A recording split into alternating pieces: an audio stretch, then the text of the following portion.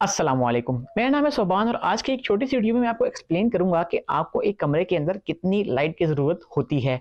इस बात का फैसला करने के लिए आपको ल्यूमेंस को समझने की ज़रूरत है।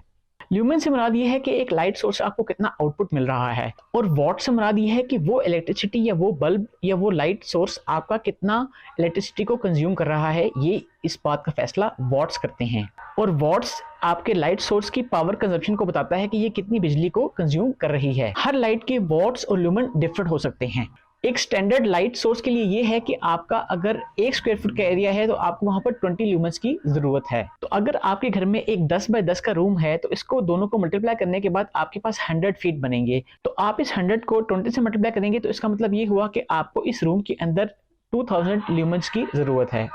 ल्यूमेंस का स्टैंडर्ड ये है कि आपको 1 स्क्वायर फीट के लिए 20 ल्यूमेंस की जरूरत पड़ती है। तो अगर आपका कोई घर में ऐसा रूम है जो 10 बाय 10 फीट का है तो आप उसको मल्टीप्लाई करेंगे तो आपके पास 100 स्क्वायर फीट का एरिया आ जाएगा। उस 100 स्क्वायर फीट को हम मल्टीप्लाई करेंगे 20 के साथ तो आपके पास हम यहाँ पर आ जाएंगे। उस 100 स्क्वायर फीट को आप 20 से मल्टीप्लाई करेंगे तो आपके पास 2000 ल्यूमेंस की वैल्यू आ जाएगी। मतलब उस 10 बाय 10 के एरिया के लिए आपको 2000 ल्यूमेंस की जरूरत है मस्ट। इस रूम के लिए अगर आप एक 26 वॉट का बल्ब को यूज करेंगे तो उसके 2600 ल्यूमेंस होंगे, तो वो एक बहुत ही ऑप्टिमल और अच्छी सी लाइट आपको उस रूम में दे देगा। या फिर आप उसकी जगह पर एक बल्ब की जगह पर 4 बल्ब भी लगा सकते हैं जिसकी ल्यूमेंस तकरीबन 450 ईच होने चाहिए, और वो तकरीबन 2200 ल्यूमेंस इस पूरे एरिया पर देगा। तो आपकी बहुत ही अच्छी सी ऑप्टिमल लाइट आ जाएगी इस 10 बाय 10 स्क्वायर फुट के रूम के अंदर।